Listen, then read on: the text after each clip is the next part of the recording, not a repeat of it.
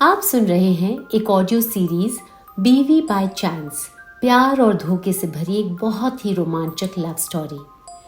पिछले एपिसोड में हमने रोशनी और कुशल के बीच हुई नोक झोंक को सुना और रोशनी ने कुशल को बहुत बातें भी सुनाई, पर अंत में for some reason Kushal excited हो गया। क्यों जानने के लिए आप आए हैं ना?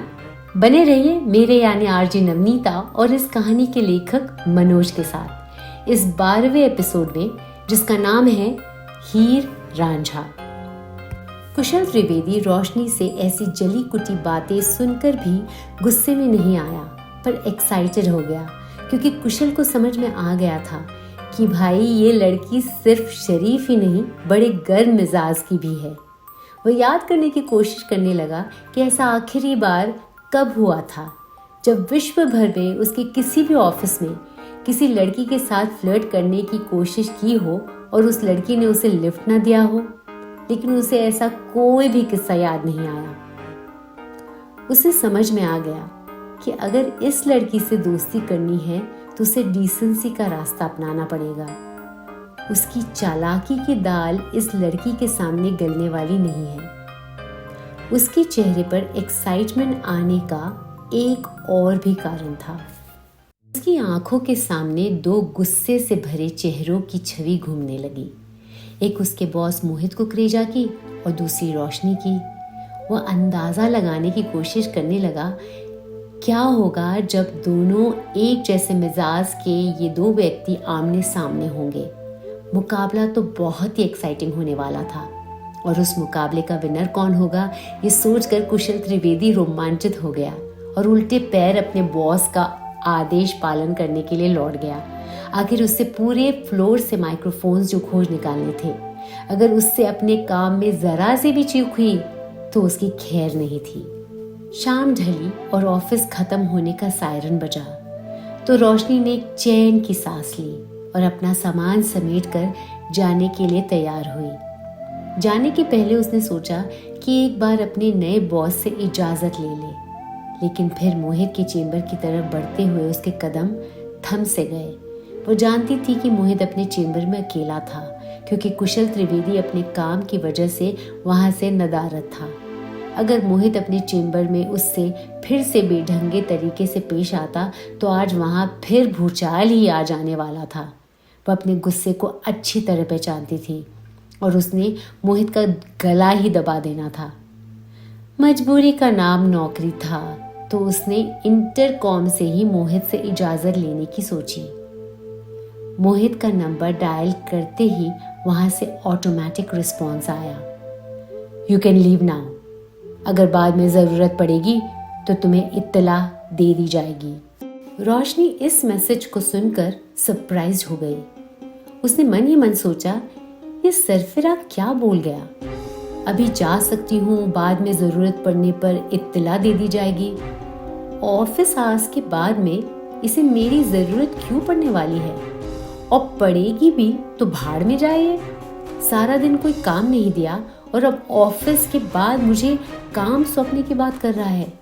ऑफिस के बाद काम करेगी मेरी जूती। मन ही मन अपने बॉस को कोसते हुए वह अपने नए ऑफिस से निकल पड़ी। टीना के घर पहुंचने से पहले खाने का भी बंदोबस्त करना था। रोशनी लिफ्ट की तरफ बढ़ी। उसने लिफ्ट को ऊपर बुलाने के लिए बटन दबाया। लिफ्ट बिल्डिंग के 66th फ्लोर पर आ पहुंची और उसका दरवाज़ा खुलते ही रोशनी ने उसमें घुसने के लिए कदम बढ़ाया, लेकिन दरवाजे के अंदर से कुशल त्रिवेदी प्रकट हुआ। उसने रोशनी को देखते ही कहा, तो आप जा रही हैं? रोशनी ने मुंह बनाकर उससे कहा, आपको क्या लगता है? कुशल ने जवाब दिया, जाने का रास्ता लेकिन इस लिफ्ट से नहीं, नीचे वाले फ्लोर की लिफ्ट से है मैडम। आप शायद भूल रही हैं, इस फ्लोर की लिफ्ट का इस्तेमाल सिर्फ बॉस ही कर सकते हैं। रोशनी ने उसकी तरफ खा जाने वाली नज़रों से देखा तो कुशल ने उससे कहा, हाँ, अगर चाहे तो आपको इस लिफ्ट से नीचे तक छोड़ सकता हूँ, अगर आप चाहे तो। रोशनी ने रूखे सुर में जवाब दिया, धन्यवाद, लेकिन उसकी कोई ज़रूरत नहीं है। मैं नीचे वाले फ्लोर की लिफ्ट पसंद करूंगी। ये कहकर रोशनी सीढ़ियों की तरफ बढ़ने लगी तो कुशल ने पीछे से आवाज दी, आप अगर चाहे तो मैं बॉस से बात करके आपके लिए भी इस लिफ्ट को यूज करने की परमिशन करवा सकता हूँ। नहीं टालेंगे? हाँ, अगर आप चाहे तो। रोशनी ने मुड़कर कुशल से गुस्से से कहा, मुझ पर इतनी मेहरबान क्यों हो रहे हैं त्रिवेदी साहब? आपको मेरी बात समझ में नहीं आई क्या? अगर नहीं आई है तो मुझे बातों के अलावा लातों से भी समझाना आता है। अगर आप चाहे तो मैं उसका इस्तेमाल करके भी आपके माथे में वो बात घुसा सकती हूँ, अगर आप चाहे तो। कुशल ने बड़ी चतुराई से बात घुमाते हुए कहा, आप तो बुरा मान गए। आपकी कमर में दर्द था तो इसलिए मैंने सोचा कि थोड़ी मदद कर दूं।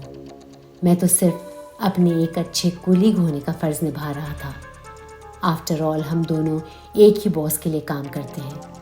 पर कोई बात नहीं, जैसी आपकी मर्जी। रोशनी ने उसे देखा और वो सीढ़ियों की तरफ चल पड़ी। उसने जैसे ही सीढ़ियों से उतरना शुरू किया, उधर कुशल फिर से लिफ्ट में प्रवेश कर गया। 65th फ्लोर पर जैसे ही रोशनी ने कदम रखा, जिमी कुकरेजा के उस खुफिया कमरे में दीवार पर उसकी तस्वीर उभरना शुरू हो गई। जैसे ही रोशनी ने लिफ्ट में पांव रखा, लिफ्ट के अंदर मौजूद सीसीटीवी कैमरा में उसकी छवि दिखाई देने लगी। जिमी कुकरेजा ने अपने टेबल पर रखे फोन को उठाकर किसी से कहा, मेरी गाड़ी पार्किंग लॉट में बाहर की तरफ रखो, मुझे अभी निकलना पड़ेगा। ये कहकर वो अपनी सीट से उठा और आईने में अपने बाल और कपड़ों को ठीक करके उस कमरे से बाहर निकल गया।